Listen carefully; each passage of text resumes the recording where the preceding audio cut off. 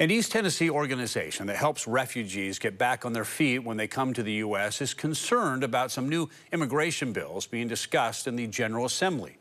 6 on Your Side reporter Dominic Webster joins us now live in the studio with the story after speaking with Bridge Refugee Services. Don, Bridge Refugee Services prides itself on helping those who come to this country get on their feet as they start a new life after leaving their native country. The clientele that Bridge works with are in the U.S. with work permits in hand and ready to do whatever they can to better their lives.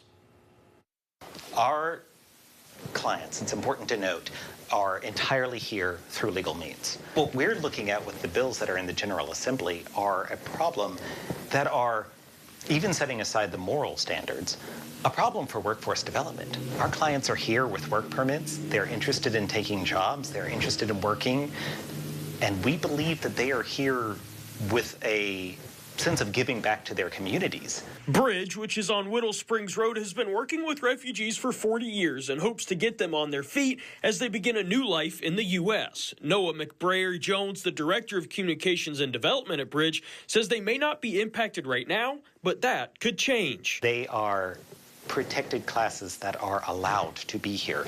So while the language of this particular bill might not exactly affect us at the moment, it's still on the table. Amendments can be added, it can be voted on, and it doesn't necessarily represent the best in public sentiment that we want to put forward in the volunteer state.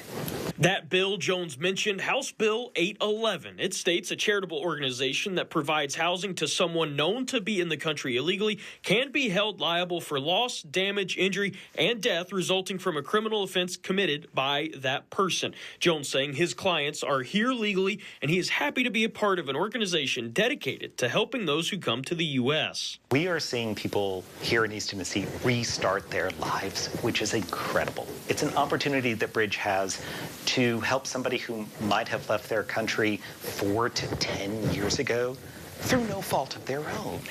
And having that chance to set up somebody in their new life, it's really invigorating. While some immigration bills are still being discussed, Jones telling me these bills are extra hoops for the people they help to jump through. So bills that get in the way of allowing them driver's licenses or being able to take the tests that allow them those driver's licenses, those are really in the way of developing the community.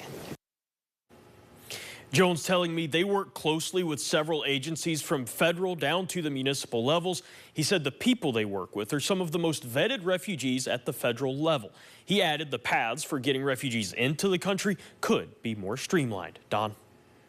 Dominic, thank you. Jones also telling 6 News today, Bridge served 16 countries over the last fiscal year, including the Republic of the Congo, Venezuela, Syria, and Afghanistan.